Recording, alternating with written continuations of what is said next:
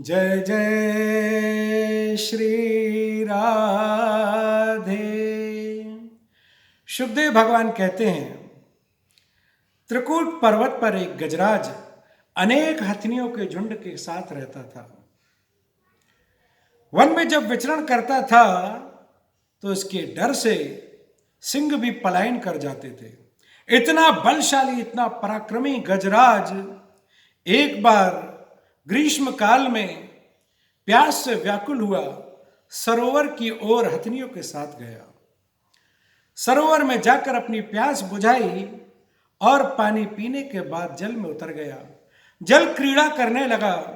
क्रीड़ा करते करते सरोवर का पानी जब बहुत ज्यादा मैला हो गया, उस सरोवर में बैठे हुए मगर ने हाथी के पैर को बहुत जोर से मुंह में जकड़ लिया। हाथी मन में विचार करता है कि जब मैं वन से निकलता हूं तो मुझे देखकर सिंह भी भाग जाते हैं। यह मामूली जीव मेरा क्या बिगाड़ लेगा। देहाभिमान है गजराज को और बहुत प्रयास किया। जब मगर ने पैर नहीं छोड़ा तब विचार करता है कि यह कोई मामूली जीव नहीं है। हथनियों की ओर इशारा किया, देवियों आप ही आइए, कुछ उपाय कीजिए। समस्त हथनियों का झुंड आया, सबने अपना जोर लगाया, परंतु तो भी मगर ने, उस ग्राह ने गज का पैर नहीं छोड़ा। एक एक करते कुछ समय पश्चात वह हथनियां जैसे सरोवर से निकलने लगी, तब गजराज पूछने लगा, कहां जा रही हो? तब हथनियां कहने लगी, अब एक तुम्हारे कारण समस्त पूरा परिवार तो भूख से मर नहीं सकता। और सब सरोवर से निकलने लगी। तुरंत हाथी को विचार आया कि जब तक मुझ में बल था, पराक्रम था, मुझे चारों ओर घेरे रहती थी। आज मैं जरा सा कमजोर क्या हुआ, मेरा पैर इस मगर ने पकड़ लिया, सब मुझे छोड़कर जाने को तैयार हो गए।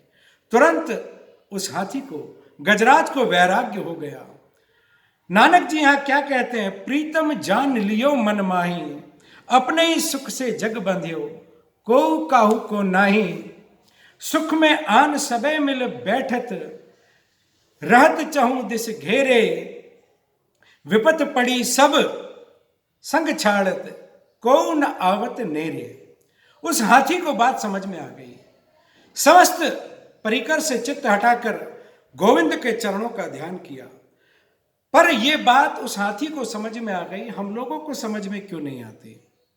इस संसार से इतनी प्रीति हम लोग करते हैं, पर यही संसार, यही परिजन, यदि जीव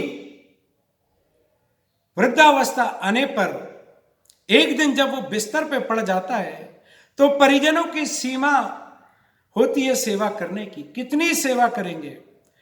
अंततो गत्वा प्रभु के पास जाके प्रार्थना करते हैं, महाराजों के पास जाकर कुंडली दिखाते हैं, परमात्मा अब इन पर दया करो। बहुत ज्यादा चित्त परिवार से नहीं लगाना चाहिए। एक घड़ी आधी ते पुन आद, संत समागम हरि कथा कटे कोट अपराध। रोज थोड़ा थोड़ा प्रभु का स्मरण करें, लेकिन देहाभिमान लिए हुए हम ऐसे जी रहे हैं कि हमें काल रूपी मगर पकड़ने ही वाला नहीं है। परंतु जब मृत्यु निकट आती है, काल रूपी व्याल वह मगर पकड़ता है और जकड़ता है, तब जीव शनै शनै धीरे धीरे गर्त में चला जाता है। तब बचाने वाला कोई नहीं है। तुरंत उस गजराज को अपने परिवार से मोह हटाकर गोविंद का स्मरण किया और बहुत सुंदर स्तुति की। ओम नमो भगवते तस्मै यत् एतच्चिदात्मकं पुरुषायादि बीजाय परेशायाभि धीमहि। किसी देवता का नाम नहीं पुकारा स्तुति में। ब्रह्मा आदि सभी देवता देख रहे हैं, इतनी सुंदर स्तुति है, परंतु हमारा नाम नहीं पुकारा, तो हम क्यों दौड़े? भगवान नारायण देख रहे हैं, बड़ी सुंदर स्तुति की, पर स्तुति में किसी का नाम नहीं लिया गया। तो जो किसी की स्तुति नहीं, तो भगवान ने अपनी स्वयं की स्तुति मान लिया। तुरंत गरुड़ पर आरूढ़ हुए और बचाने के लिए दौड़ पड़े गजेंद्र की तरफ। जैसे ही गजेंद्र ने देख लिया गोविंद स्वयं आ रहे हैं, सरोवर के अंदर डुबकी लगाई, श्रीमन नारायण नारायण नारायण नारायण करता हुआ कमल का फूल तोड़कर लाया और कमलाकांत के चरणों में चढ़ा दिया। प्रभु प्रसन्न हो गए और देखने लगे ये तो डूबता ही चला जा रहा है।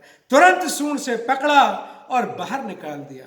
जैसे ही बाहर निकाला है गजराज को तो ग्राह भी खिंचा हुआ चला आया। उस मगर को सुदर्शन चक्र से प्रभु ने उद्धार किया, उसका मुख फाड़ दिया।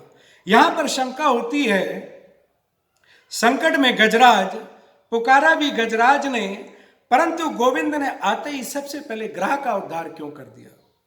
मानो गोविंद कहना चाहते हैं जो मेरी शरण में आ गया, जो मेरे चरणों का आसरा लिया हुआ है वो तो तरेगा ही तरेगा, इसमें कोई शक नहीं है, परंतु जो मेरे भक्त के चरण पकड़े बैठा हुआ है पहले मैं उसका उद्धार करता हूं। जय जय श्री राधे।